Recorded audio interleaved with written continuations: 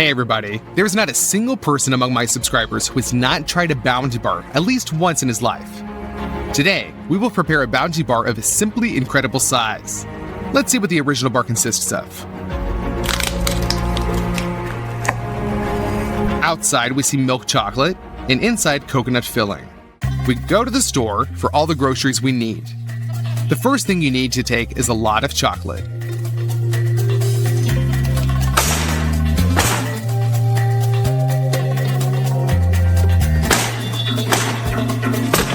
We have 150 chocolate bars in the cart. Coconut shavings. You need a lot. 20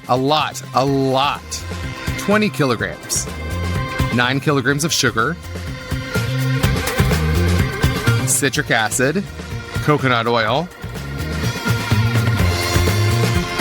Basically, that's it. Now we can head to the checkout.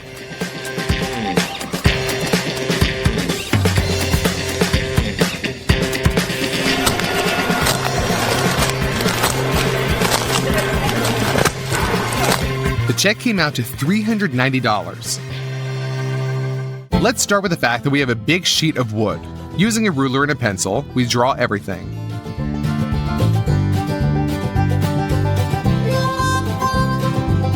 By hand, we round the corners.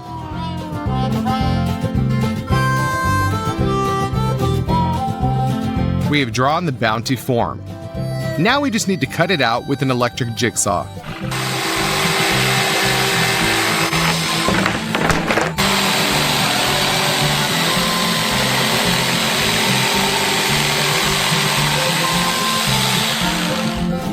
Done. Now we take the plastic wrap and wrap it.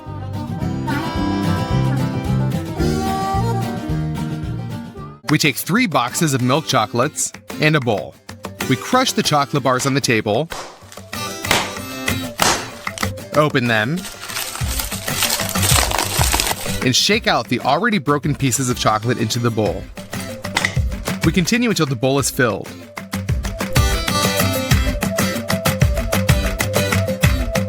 Done. We put water in a saucepan and put that on the stove.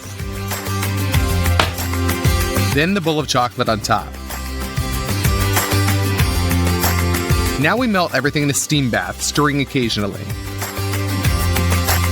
Chocolate is porous, so when it melts, it greatly decreases in volume. We add more.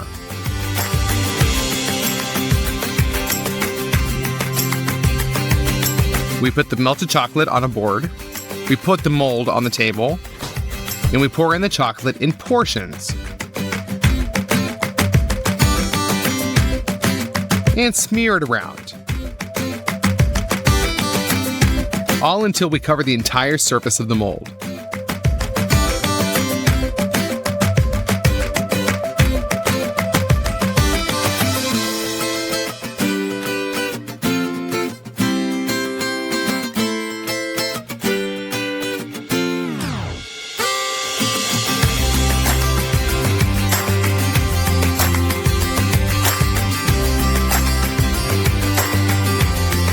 Now we take a huge saucepan and all the coconut shavings that we bought.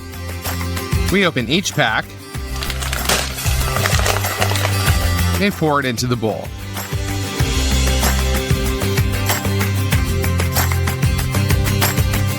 Done! There's almost 20 kilograms of coconut shavings in the saucepan. Now you need 4 kilograms of coconut oil. We open the jars and put them in there as well.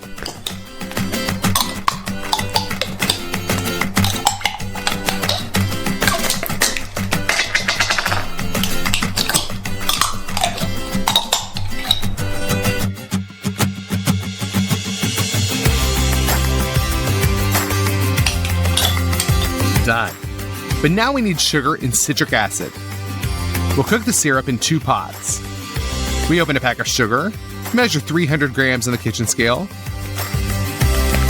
and pour that into a pan. And in the second 300 grams, water is also needed. Measure 130 milliliters and pour it into the sugar. Now turn the stove on high and just wait until the syrup is cooked. Be sure to use a thermometer. As soon as the temperature has reached 107 degrees, we rearrange the pots, add a little citric acid, and mix. We take a 3-liter jar and pour our syrup into it.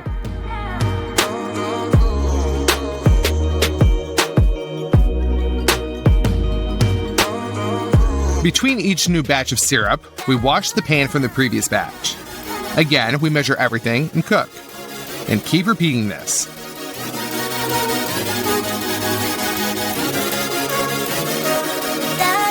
Only 1 jar is filled. This isn't enough. After another 4 hours, we cooked 8 liters of syrup. Now we just need to pour the syrup into the saucepan and mix. But then I realized that there would be very little filling. So we bought another 50 kilograms of coconut shavings, 10 liters of coconut oil, and 20 liters of glucose syrup from the store. All this cost $315. By the way, playing with the syrup in the bag is a great stress reliever. It is the fucking best. Pour 1 jar of the syrup into a saucepan.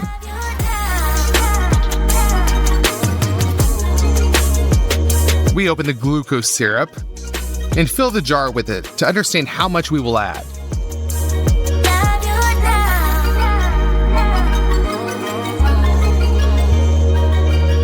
Pour the first 3 liters.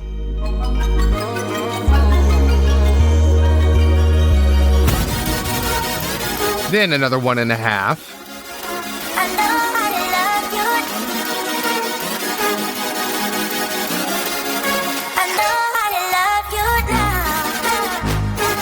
Now you need to mix all this with your hands so that all the coconut shavings are soaked with syrup and oil.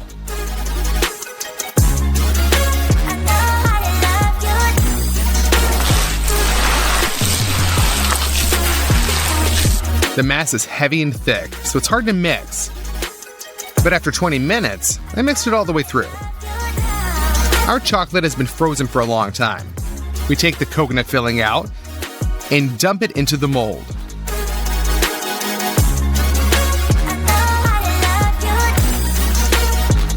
Evenly distribute the mass with your hands.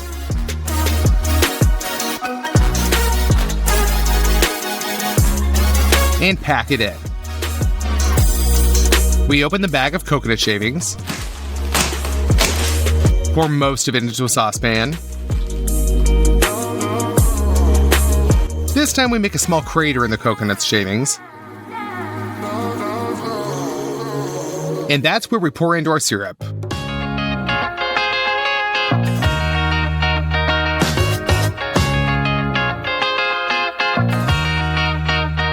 And then the glucose syrup.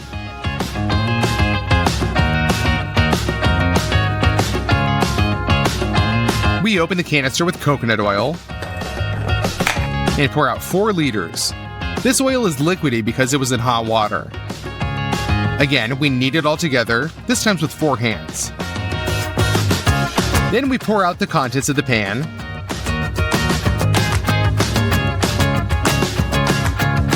And spread it around.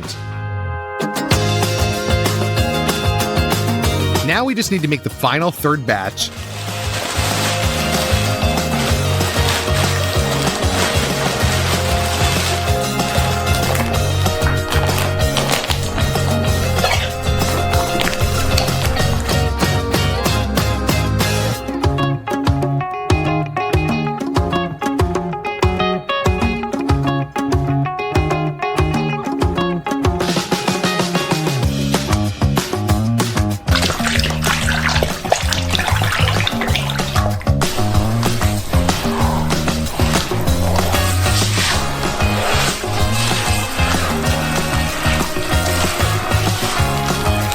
And put it into the mold as well.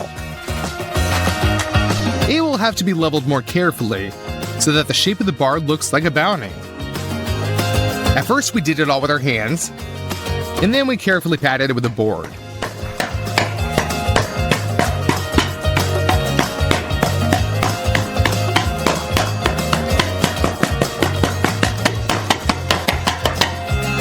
Done after 2 hours of hard work on the molding. We got what we needed. We take all the remaining chocolates, crush them on the table, open them up, and throw them back into the bowl.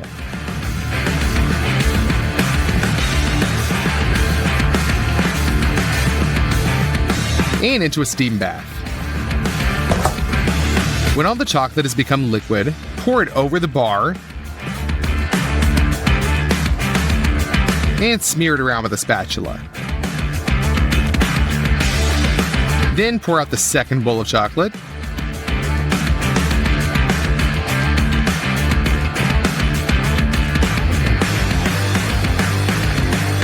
Cover up all the gaps.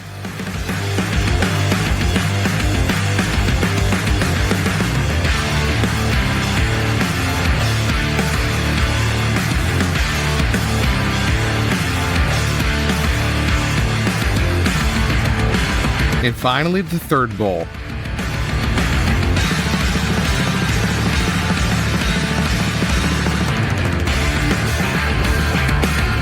I ran out of all the chocolate that I bought. I had to go to the store again and buy a lot more chocolate bars. This cost us $192. The chocolate that flowed down the sides of the bar, we collected from the bottom back into the bowl. We'll just melt it down again. That's how many chocolates we have to crush. To speed up the process, we'll use 2 bowls.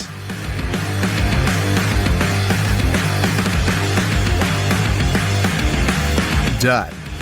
We send them to the steam bath. We wait until it melts, and we break more. And we're left with 2 full bowls of hot chocolate. But that's not all. We take the oil, and we add a lot of it to each bowl.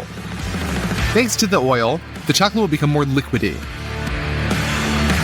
We mix everything well, and pour it into the bar mold. Just look at how beautifully the chocolate fits.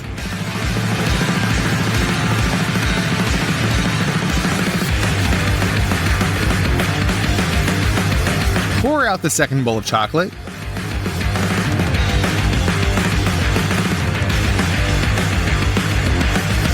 And distribute it. Even more chocolate now.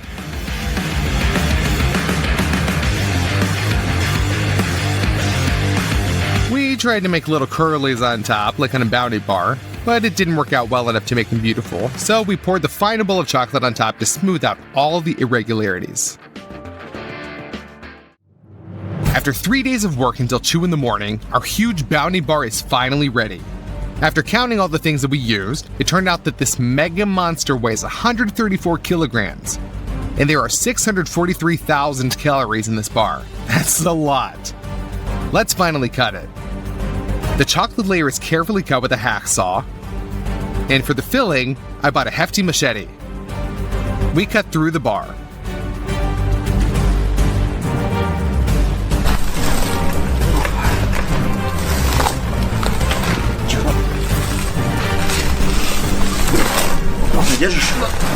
The whole filling in the bar is uniform, as is in the original. Taking into account all additional purchases, our Bounty bar costs $903. Let's cut off a small piece and try our huge bounty. You know, it doesn't taste like what it looks like. It just tastes like a bounty. Hey everybody, many of you have visited KFC at least once in your life, and we ordered such a bucket of chicken. Here you have breaded legs, strips, and wings. It's all really tasty. So we decided to cook the same bucket, just not from chicken, but from ostrich. First of all, we ordered a huge bucket that was made special for us. Inside it has a spacer, as straight as the original. First of all, we cover the bucket with a layer of primer. Done. Now we paint white from the inside. And we cover the outside with red paint. Then we gave the bucket to an artist. You'll see the result later. We go to the store for some ostrich meat. We bought 2 huge pieces of ostrich meat. Throw it into the car. They weigh around 43 kilograms. And the check turned out to be for $760. Then we go to the hypermarket. We load 120 liters of sunflower oil directly into the car with boxes. Now you need olive oil, paprika, ginger, black pepper, basil, oregano, dry garlic, and lots of flour and cornflakes without sugar. The whole full cart costs us $285. We have 2 hefty ostrich legs. They still have the skin on them. It is unrealistically durable, so much so that they make shoes out of it, so it needs to be removed. With one hand we pull off the skin and use the knife to separate it from the meat.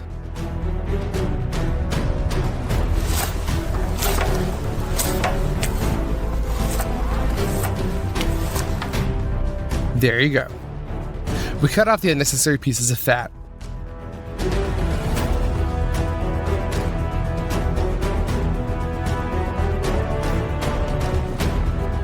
Now we've cleaned one leg thoroughly. We repeat the same thing with the second one.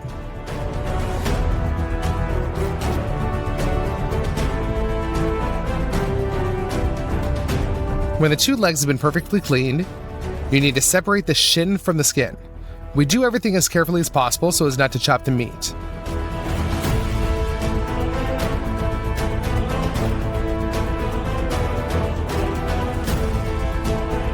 We separate the bone along the joint.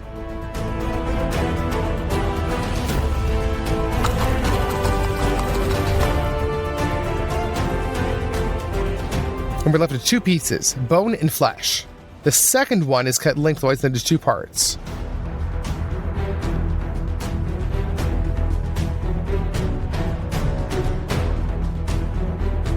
In the future, these will be strips. We divide the second leg exactly the same way.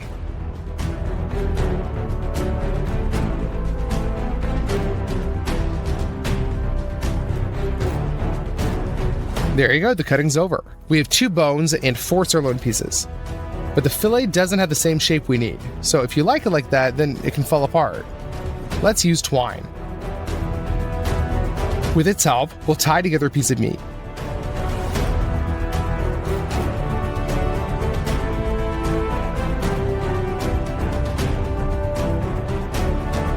That's how it should turn out.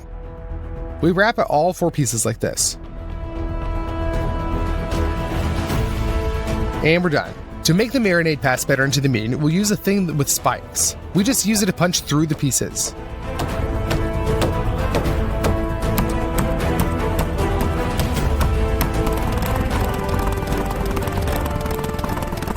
And then we take a bath like this, put ground ginger,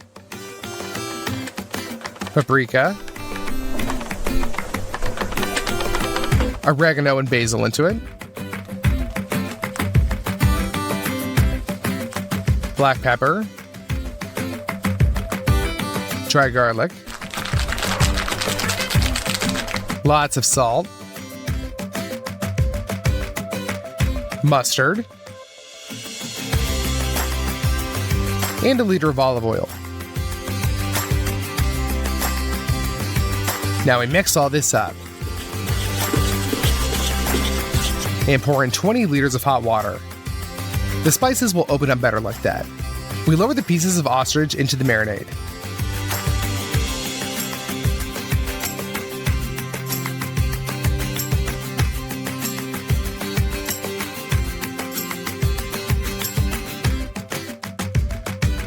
Add more water to cover all the meat.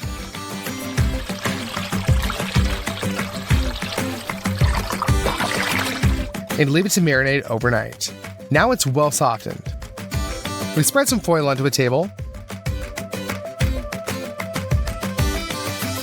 parchment on top of that,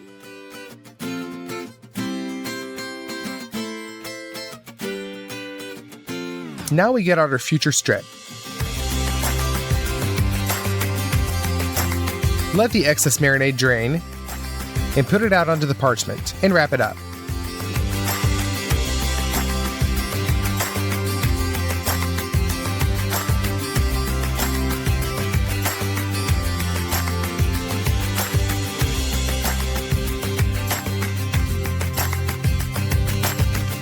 We wrap the legs the same way.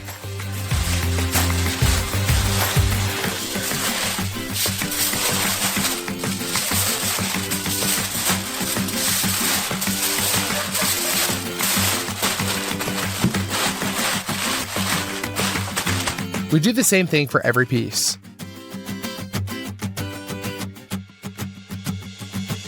Now take a baking sheet and put sealed pieces of ostrich on it. The first stage of cooking will take place in our huge oven. We put 4 refractory bricks on the cart. We put a baking sheet on top.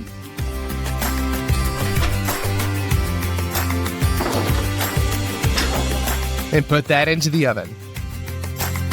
Now we'll leave the meat to cook for 8 hours at a temperature of 180 degrees Celsius. Finally, the time has passed.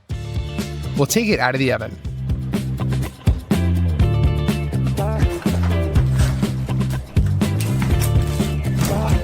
Let's cut the foil and see what's inside.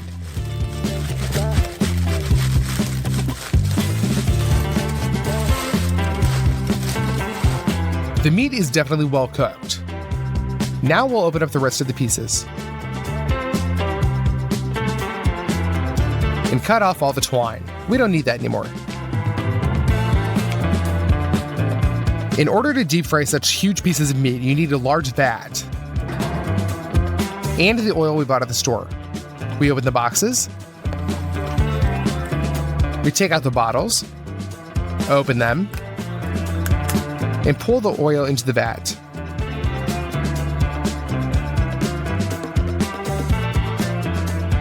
Turns out we pour out about 120 liters.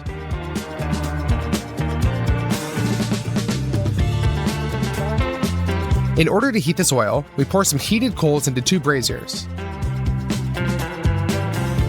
Now we need to chop some wood.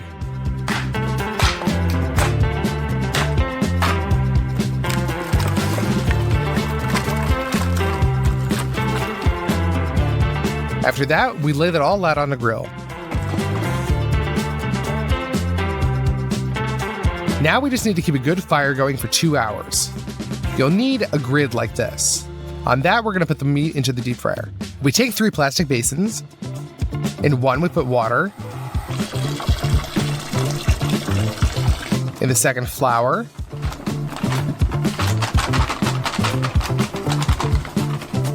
And in the third, we'll put 3 packs of cornflakes in without sugar.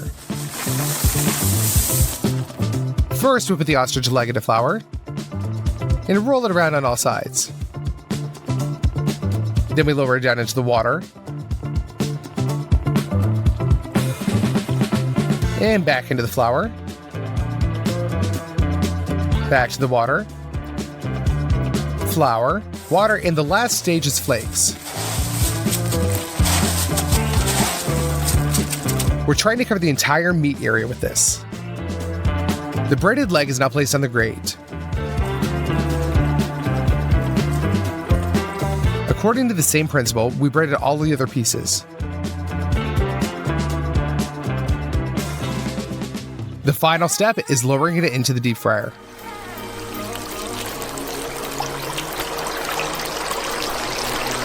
Now we just need to keep the maximum heat so that the oil doesn't cool down. And after about 10 minutes of active boiling, we lift the grate.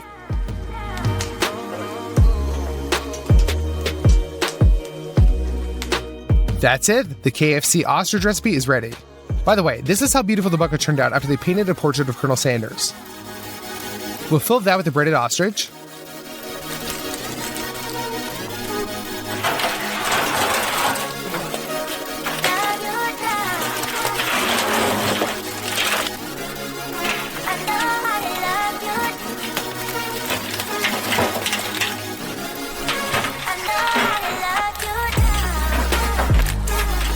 You know, I think it turned out really cool and just like the original. Let's cut off a piece.